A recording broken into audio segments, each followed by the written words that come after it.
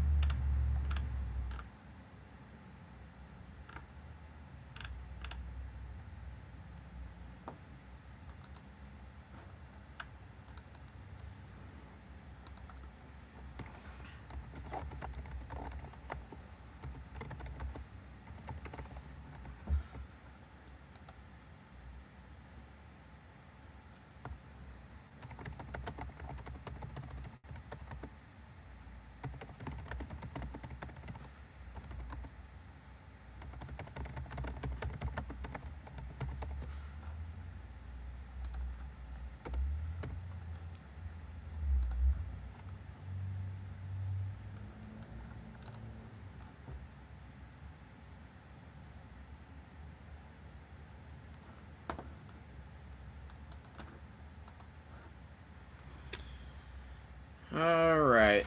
I'll be right back, guys. We're going to start here right at the top of the hour.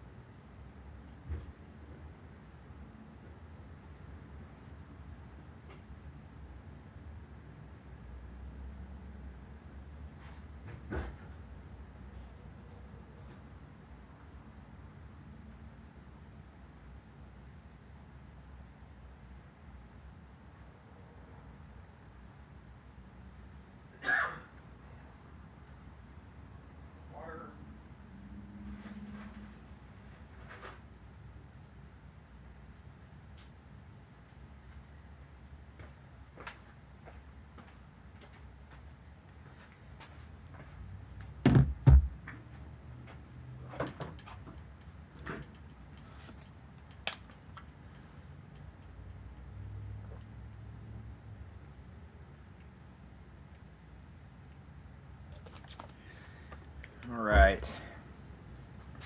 A couple of minutes here and we'll get started. Thank you guys for tuning in so far. Okay. Let's see here. Give it one more minute. Make sure everything is going right here.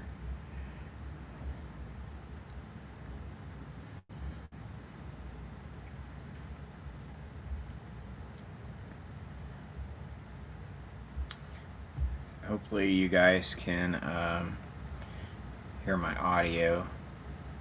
Let me pull it up. I just want to make sure I can hear my audio.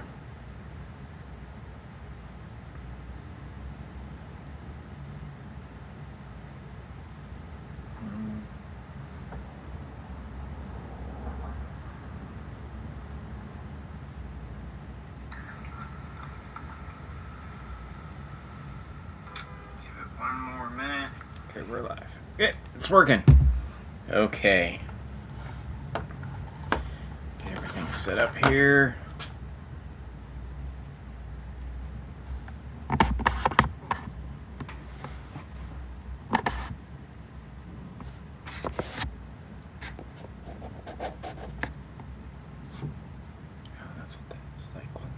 Okay. Thank you guys for joining me today, all 5 of you so far. I'm going to make this update somewhat brief compared to what I've done recently. I usually end up on here for like an hour or so because I can just talk forever about weather. But today we're going to make this a little bit quicker. I got a lot of work to do, but want to get you guys caught up to date with what's going on. So I like to start with satellite, just kind of talk about the big picture, what's going on here. So we got Oklahoma. Got a lot of cloud cover moving west to east across the United States right now, and we're seeing a transition in the jet stream to southwesterly flow, westerly flow, and we had ridging in the west, troughing in the east, and now we're transitioning to troughing in the west and ridging in the east. And what that does is that sets us into a more unsettled pattern here in the central United States. And it's springtime, so that obviously means severe weather. And that severe weather threat does exist multiple days across a pretty large area. So I'm going to go ahead and start with today real quick, the Storm Prediction Center outlook. And you can see here, why is my background? Oh, it is there. It's just dark. Okay. So you can see on this outlook that we've got a level 1, which is dark green, and a level 2, which is the yellow. So a marginal and slight severe weather risk that extends from the Great Lakes region, even into Pennsylvania and New York, extending back down into parts of the Midwest here across Indiana into Illinois, even eastern Missouri. Then there's a slightly lower probability threat back through the Ozarks into the plains here of Kansas, and then again a higher threat out along the dry line here from the southern high plains into western Oklahoma. So threat today, there's a low-end tornado threat up here into the eastern Great Lakes. And then the wind threat exists in both regions, and then a small hail threat as well today, and this thing's taking forever to load, in the same region. So this is a lower end threat, and if I go back to satellite real quick, we can, I'm going to focus mostly today on this region. Again, most of my forecasting is going to focus more into the southern plains. I have a lot of viewers here in eastern Oklahoma and Tulsa that watch. Some of this will be geared towards storm chasing, but most of my focus will be down here. I usually don't focus into other areas unless that threat is significant, and it's not today. So my main focus right now will just be down in this area. If I were chasing today, this is where I'd be down here. And you can see we've got that front sitting down here south of I-40 in the Texas Panhandle. You've got westerly flow over the top here, let me switch. So I-40 here, Texas Panhandle, western Oklahoma, and you've got a front you can see kind of moving south, that arcing line, and it looks like we may have some convection that's trying to form along that boundary, and there will be storms that form here this evening. That's why they have that threat. Dew points are not particularly high today. I refresh this surface chart, and I'll zoom in here. And it might be hard to see on your screen, but we generally have dew points in the 50s here into the eastern Texas Panhandle, western Oklahoma. So not the highest moisture content to work with. And same here looking at Mesonet. We've got upper 50s dew points, but again, we've got temperatures that are also in the mid to upper 80s, pushing 90. So we've got massive spreads between the temperature and dew point, 20 to 30 plus degrees difference there. So the cloud bases are going to be very high today. That's why there's no tornado threat down here. Mostly damaging wind threat, maybe some hail threat with that today. Those storms tonight will push east across Oklahoma. They will weaken overnight. So that threat again, when we look at this graphic here, you can see Tulsa is more or less on the eastern edge of that risk, as it should be waning as it pushes into the eastern part of the state late tonight. Now tomorrow the threat increases, and the reason for that is we have a storm system that will be coming out across the plains tomorrow, and this system is kind of the first, well, I say there's one today, but it's the next one in a series of disturbances that are coming out of ahead of the main system. That one comes out of the Rockies and across the central U.S. On Friday. And that'll probably carry the most widespread severe weather risk, at least across the largest region. There were some indications a week ago in some of the data hinting at a trough orientation that would look more classic for a tornado outbreak. That has not evolved. So there's good news for everyone there. That threat is more into a, I would say, a lower to moderate severe weather threat. There will be severe weather the next several days. That's guaranteed. But the intensity of that threat, I think it's not nearly what maybe some of the data was depicting could be a possibility. And so that data is, as we get closer to the storm system coming ashore here in the U.S., we get better data, and the model data becomes more accurate, and they kind of hone in on a consensus. And so it's not looking like the textbook tornado type event that some of the data was kind of throwing out there last week. And that, that kind of is pretty typical. You get a lot of stuff that looks really impressive, a week out, and then it ends up not being anything like what was shown. So that's fairly common, but we always kind of raises eyebrows when you see that, because not every system that comes through gets a look like what this one had. But again, that did not transpire. It's not going to transpire, but there will be severe weather. That does include large hail damaging winds, and there probably will be a few tornadoes.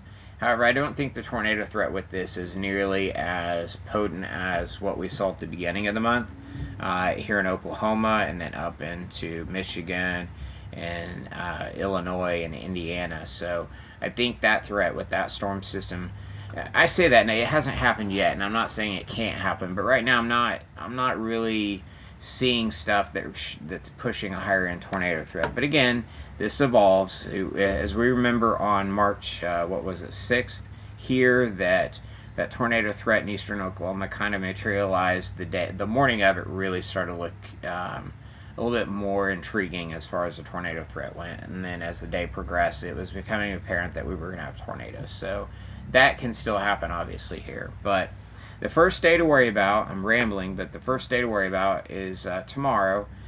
We do have a 2% and a 5% tornado threat across the southern into the central plains, part of the Ozarks here, and that threat will start in the afternoon and then extend into the evening. Maybe the tornado threat here being the highest after dark tomorrow, between, let's say, 7, 8 o'clock at night and maybe midnight, 1, 2 in the morning. So there will be some tornado threat tomorrow. There will be a wind threat, which is why this threat here overall, let's this thing up, there we go. So the wind threat tomorrow is more significant than what we have today. So there's the potential for damaging winds and a fairly concentrated area along this dry line, as we're expecting a squall line to eventually develop. And then there is some hail threat tomorrow, potentially hail exceeding golf ball, tennis ball size, maybe pushing baseball size, especially if you get discrete supercells that persist into the evening. So that will be something to watch as well. Again, Tulsa is right here on the edge of that. Most of that threat will be centered to our west. Tulsa will get the leftover storms tomorrow night, and those should be weakening. So I would expect the severe weather threat pushing into eastern Oklahoma to gradually be waning, which is a not uncommon thing to see, especially when you have a dry line set up out west. The storms tend to be most severe as they're in western and then in central Oklahoma, with a weakening trend as they push into eastern Oklahoma. So I would think tomorrow that's the most likely scenario. We could have an area of storms that develops separate along the warm front into southeast Kansas as that's lifting north.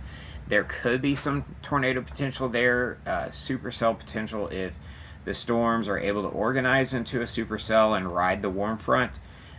So that's something to consider tomorrow. That would be late afternoon, early evening. More into southeast Kansas. I think the warm front, most of the data shows that being north of the Oklahoma-Kansas border, but something to keep an eye on. And again, the other storms will fire along the dry line tomorrow, and those will push east. And then as we get into the next day, Thursday, the threat shifts more into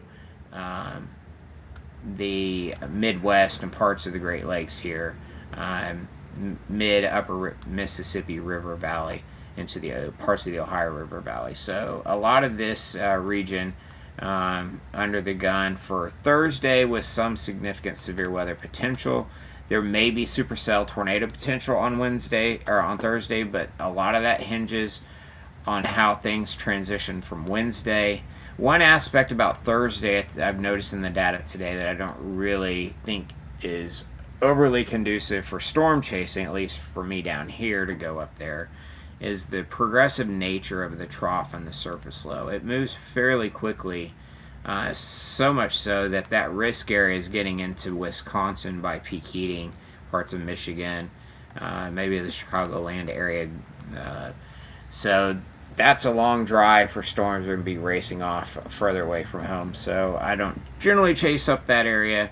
I've only chased even up in close to Chicago one time. So some guys go up there a lot, but it's hard for me to want to go northeast and chase storms that take you further away from home. I like going west and chasing storms that take me back home. That's kind of always been how I've done it, but to each their own. But there could be a tornado threat up there on Thursday, depending on how Wednesday goes, and then again the timing of that trough. If it continues to speed that up, it may be more unfavorable than it's already looking today. But I think right now tomorrow has the higher potential, albeit there's some caveats. And again, I'm kind of speaking from a storm chasing perspective here, but then we go into the extended outlook. So this goes into Friday. We'll just put day 4 up here. I don't know why my internet's being slow right now. What are you doing? It's because I'm streaming, I guess. But so this area will change. It will probably expand some. Let me go back to day 4. It wants to hop around. I would say Tulsa has a chance of being in this zone as well. Maybe down to Oklahoma City.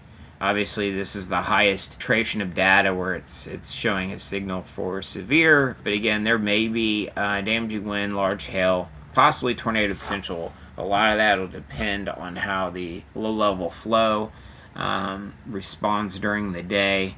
I think the tornado potential, especially in this risk, hinges on a secondary surface low developing down here. The main low will be up here, And so there may actually be tornado potential up there with that. But storm mode's another question because the boundary and the mid-level flow are parallel to each other, so that tends to get storms developing into line segments, and that limits your organization of tornadic storms. So I'm going to go ahead and switch here real quick. We'll look at some model data. Again, I'm going to wrap this up fairly quick, maybe go on here till, I don't know, another 10 minutes or so. But just kind of look at some of the data. Again, I guess we'll go with the NAM here. Just kind of do the latest runs of the NAM. And let's go 500 millibars, and I'm going to switch this sector selection up US so we can show you the broad scale. Just kind of talk about what's at play here. So again, if you're just looking, see here. Oh wait, it's here. Yeah, I've got a few more people to join me. So again, multi-day severe weather threat ongoing. Today, that threat's northeast of us up into the Great Lakes, upper Midwest, and then also into the southern high plains like Texas Panhandle into southwest Oklahoma. Large hail damaging winds are a threat there. Again, looking at satellite, you can see this region right here is Texas Panhandle. You can see that there's definitely some storm activity that's starting to develop on satellite here. So storms are getting underway there. I'm going to go ahead and switch now to, this is the latest run of the NAM that's come out. And let's see here.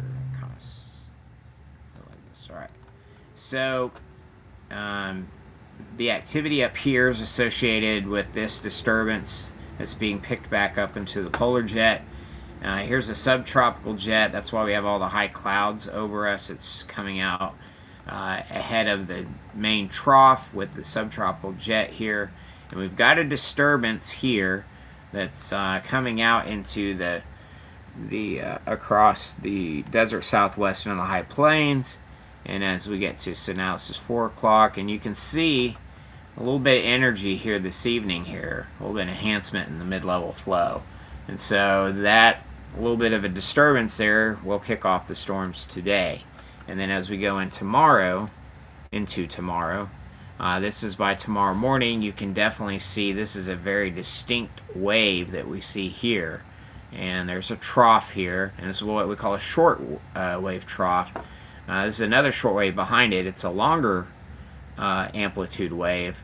And then you've got ridging here in the east. And like I said earlier, when we had the hot weather, that's because we had ridging in the west and we had troughing in the east. And so now we're replacing troughing in the east with a ridge and replacing that ridge in the west with a trough.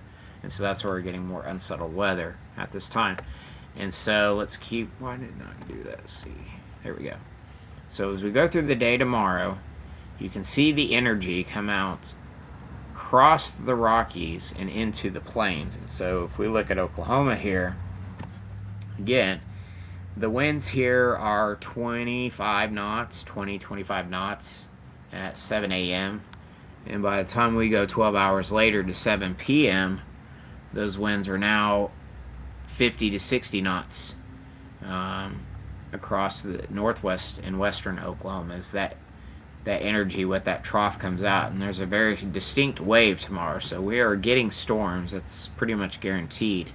And so out of that, you get, it's the question of, do we end up with line segments or a line of storms, or do you have supercells? And so that's a real interesting kind of facet to how tomorrow play out. And so that's something to keep an eye on. And if we end up with supercells, or one or two, even if they're somewhat embedded in the line, you'll probably have a little bit higher tornado potential. I do think tornado potential will be fairly isolated tomorrow, so it may be limited to 1 or 2 storms. It may become a little bit more widespread for a period tomorrow evening after dark as the storms form into what we call a QLCS, quasi-linear convective system. It's basically a squall line that develops little tornadoes on the leading edge. So the good news there is that those tornadoes tend to be shorter lived and weaker. The bad news is they form very quickly, so you don't get a lot of warning, and it's at night and you can't see them. So you'll want to pay attention tomorrow evening, especially along and west of I-35. I think that threat gradually decreases the closer you get to Highway 75. By the time you get to Arkansas border, I don't see much of a tornado threat because it just the atmosphere will be too stable at that point in the night. I mean, you can't say never, but generally that's how those things play out. And then obviously Thursday, again, I've talked about this on Thursday. Here's your wave. This is at 4 p.m. And you know your area of lift is already like into Wisconsin, Lake Michigan, Michigan itself. Like that's a long ways away. So that's kind of out of my area. But there could be severe weather, obviously, with that. And then as we go into Friday, here's the main system coming out. And you can see this is a lot larger trough. So this is Friday morning. And right now, at this point, the trough is in a positive tilt. As you see, as we go through the day, it takes more of a neutral tilt as we go to evening. And so that trough is maturing as it's ejecting out, and it almost takes a slight neutral tilt as you go overnight Friday into Saturday. So again, as that system comes out, that region that's of enhanced, that they've highlighted for severe weather is in here, which is in the right front region of this jet couplet, which is not the typically preferred region, but there have been several severe weather events that have occurred in the right region, including some big tornado outbreaks, but I don't see that being this at this time based on other things. But a maturing trough, it's a pretty impressive system, and it will provide quite a bit of dynamics for these storms to work with. I think one of the biggest questions is storm mode, and then what kind of low-level shear we have. So I'm going to go through here. I might pluck a few soundings real quick. Probably going to wrap this up. I guess I'll wrap this up at 4:30. So I got 10 more minutes, and then we'll go ahead and call it. And then I will probably do another update tomorrow. I may chase tomorrow. I'm leaning towards chasing. It's just that time of year, and I might as well do it. So I don't mind western Oklahoma, or do I get crazy and play southeast Kansas? So I'm going to go ahead and change my selector view or sector view here so we can see a little bit more detail closer to home. Alright, so this is tomorrow evening, so let's back it up just a tad. And this is the latest run of the NAM. So it's one model. It's not 100% right, and in fact this model has its biases where it's going to be wrong about things, but it's just a general idea. I don't like to get super into the details about a day until the morning of, because there's a lot of things that have to happen first. One thing I will note, you can see there's definitely storms that are going to track through this area tonight. That is worth paying attention to tomorrow into southwest Oklahoma for possible enhancement of dew points during the day. It may kind of help mitigate some of the vertical mixing of the air during the day tomorrow. Mixing is where as the sun heats the ground creates eddies, and the air starts kind of rotating in rotors. It just basically is taking air that's higher up and bringing that air near the ground, taking air near the ground, and that's where you get turbulence from in aviation. But that mixing of the air will bring some of the drier air that's above the ground down to the ground, and so some of that higher humidity that you have in the morning when the clouds are lower, you might have fog sometimes, you may have dew on the grass and whatnot. So as the sun comes out, heats up the air, all of that burns off, and that's because one, the sun is heating the earth, so it's warming, but also as it's warming, it's mixing that air and it's bringing drier air down, so some of the humidity kind of evaporates or gets mixed out. And so to offset, and why that's important for, let's say, storm chasing specifically for tornadoes, is it has to come down. It comes down to the cloud base. The higher the cloud base is from the ground, the harder it is to stretch rotation into the storm from the ground to create a tornado. And that's what a tornado is. It's rotating air that's in contact with the thunderstorm and the ground. And so if the cloud base is, a mile off the ground, well, it's really, really hard to make a tornado that tall. If the cloud base is only 500 feet off the ground, well, it's real easy to connect rotation, 500 feet off the ground.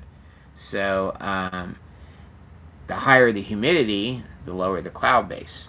And so as the sun heats the ground, especially because we're in a drought and there's not a lot of moisture in the ground right now, and it's early in the growing season, so we don't have the green up yet of all the vegetation that you see later in spring, you're going to see a lot of the humidity mix out tomorrow. The dew points will mix out during the day.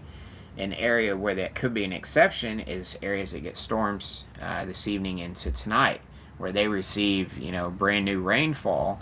The ground will hold that rainfall at least through tomorrow as the sun comes up and heats it and starts to bake all that off, and it evaporates. And so that may actually be a zone of slightly higher dew points. So that's something to consider.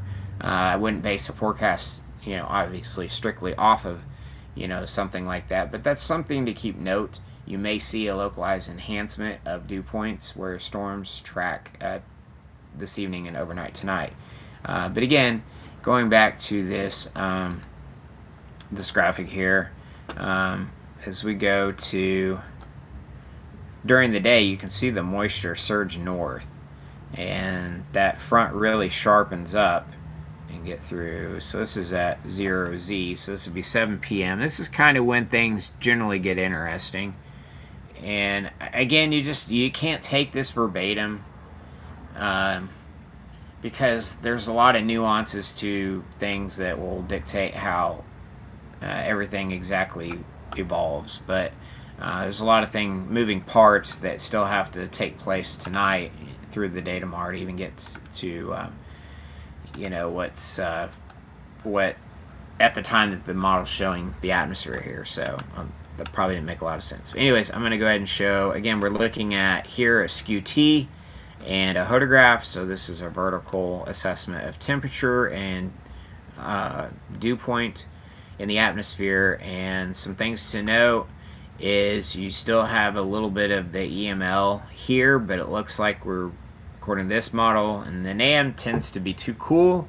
I know they've got forecast temperatures in the 80s tomorrow in this area, so, but this is also at 7 p.m. But I would say at 7, I would think the temperature of 75, 77 seems more reasonable. So you're free of inhibition at that point, so you're freely convective there. But this does have a fairly high LCL. But again, you're got a 64 dew point. I mean, assuming that your temperature is a little bit warmer in this, your LCL, this is your LFC, your LCL. Your LFC would be lower, assuming that your temperature is a little bit warmer. You can see your LCLs down here. And then decent CAPE on this sounding.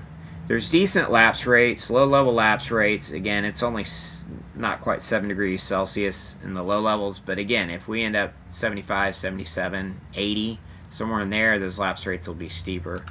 Looking at the hodograph, it's a fairly lengthy, straight hodograph overall, but there is a little bit of curvature there. I mean, there is definitely some curvature, so that's doable.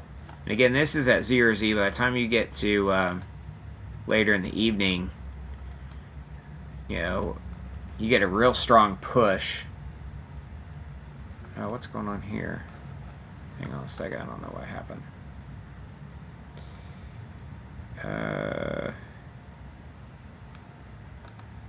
Yes, do this.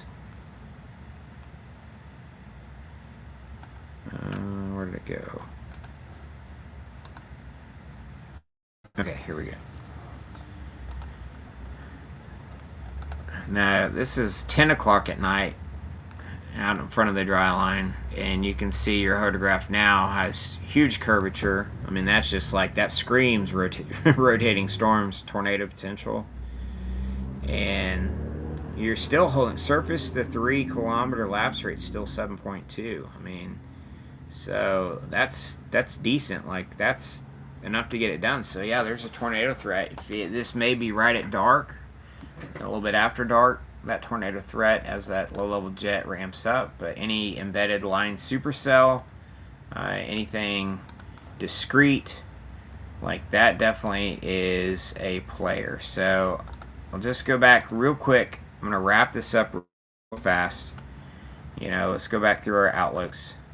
So this is today. That threat is generally west of eastern Oklahoma.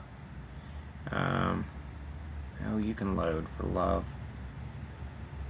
I got a lot of things running on this right now. Yeah, so that threat today, generally west of Tulsa, this morning to western and southwest Oklahoma up through Kansas, in the Midwest and Great Lakes. And then for tomorrow, again, we go from a 2 out of 5 to a 3 out of 5 with an enhanced risk. Fairly broad tornado threat here for the southern plains into the Ozarks, eastern plains there. So that's something to keep an eye on. Wind potential, especially into western Oklahoma. And then hail potential as well with initial storms. And then that threat shifts northeast up into the Great Lakes on Thursday. And then as the main wave comes out on Friday, this risk area will be broadened. It'll probably be increased, but it's a little bit too early to get in the specifics, being that's Friday and we're dealing with tomorrow first. But that's it for now. I'll probably be back here tomorrow morning. Let's shoot for a 9 o'clock update. So that way I can get, if I end up chasing tomorrow, I have time to get on the road. So anyways, I'll plan on a 9 a.m. update tomorrow, and I will touch mostly on tomorrow's threat. May touch briefly on Friday, but I think I'll wait till Thursday night to really talk about Friday. But again, I'll be doing that update, and then if I do end up hitting the road tomorrow, I'll let you guys know that and try to do a stream from on the road. And thank you guys for joining me, all 11 of you today, and anyone else on the other platforms. And just want to shout out to a sponsor here, Tornado Place Safe Rooms. If you're looking for a safe room, it's that season. I suggest going to tornadoplace.com. That's what I have in my house. Keep my family safe. We just had a killer tornado 15 miles south of my house back at the beginning of the month. And my family, I knew that they were safe because we had the safe room. So had that storm been tracking closer to my neighborhood, they would have definitely taken shelter, and I would have rested assured that they were fine, even though I was out tracking the storm. So it's a nice peace of mind to have, and Roger and his team do an excellent job. I've talked to several happy customers of theirs over the years, and it's pretty much across the board. They do excellent work, and they're professional. They're quick. They clean up after themselves. They don't leave a mess behind on the job there. And the safe rooms are above standard, industry standards, so they exceed the certification requirements. So you're not going to find a more durable and more sound safe room than what Tornado Place has. So check them out. Again, thank you guys. We see you guys back tomorrow morning.